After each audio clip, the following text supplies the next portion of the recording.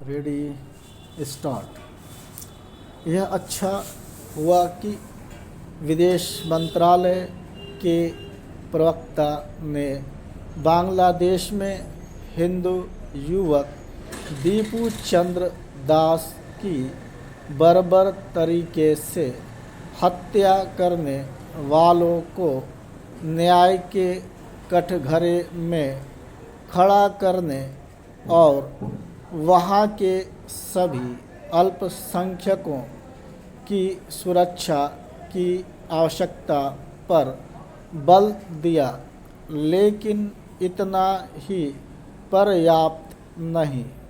भारत को बांग्लादेश पर इसके लिए दबाव भी बनाना होगा कि वहाँ अल्पसंख्यकों और विशेष रूप से हिंदुओं के जान माल की रक्षा सुनिश्चित हो सके। इससे संतुष्ट नहीं हुआ जा सकता कि दीपू चंद्र दास को पीट पीट कर मारने और उसके शव को भीड़ के सामने जलाने वालों को गिरफ्तार कर लिया गया है, क्योंकि यह गिरफ्तारी तब हुई जब रोंगटे खड़े कर देने वाली इस वहशी घटना का वीडियो वायरल हो गया। बांग्लादेश के हिंदू इसलिए कट्टरपंथियों के निशाने पर हैं क्योंकि अपदस्थ प्रधानमंत्री शेख हसीना ने भारत में शरण ले रखी है और इस बहाने कट्टरपंथी ताकतें भारत के खिलाफ माहौल बनाने में जुटी हुई हैं। इस माहौल का सबसे बुरा असर वहाँ के हिंदुओं पर पड़ रहा है। बांग्लादेश के हिंदू एक लंबे समय से खतरे में हैं।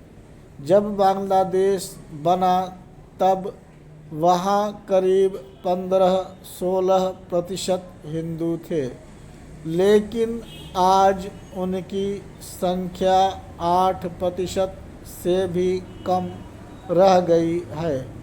यह एक तथ्य है कि पूर्वी पाकिस्तान में भी हिंदुओं का उत्पीड़न हुआ और इस पाकिस्तानी क्षेत्र के बांग्लादेश बन जाने के बाद भी चूँकि वहाँ उत्पीड़न का सिलसिला कायम है, इसलिए उनका पलायन भी थम नहीं रहा है।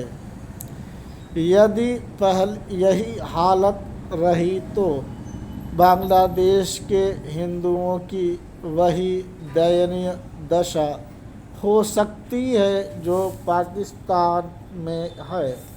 बांग्लादेश की अंतरिम सरकार भले ही हिंदुओं समेत सभी अल्पसंख्यकों की रक्षा का वादा करती रहती हो, लेकिन तथ्य यह है कि शेख हसीना सरकार के तख्तापलट के बाद वहाँ हिंदुओं पर अत्याचार का जो सिलसिला कायम हुआ, वह अंतरिम सरकार गठित होने और उसकी कमान मोहम्मद यूनुस की ओर से संभालने के बाद भी थमा नहीं।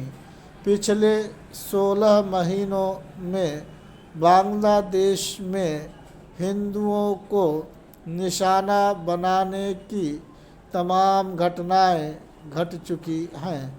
उनकी जान माल के साथ उनके मंदिरों को भी निशाना बनाया जा रहा है।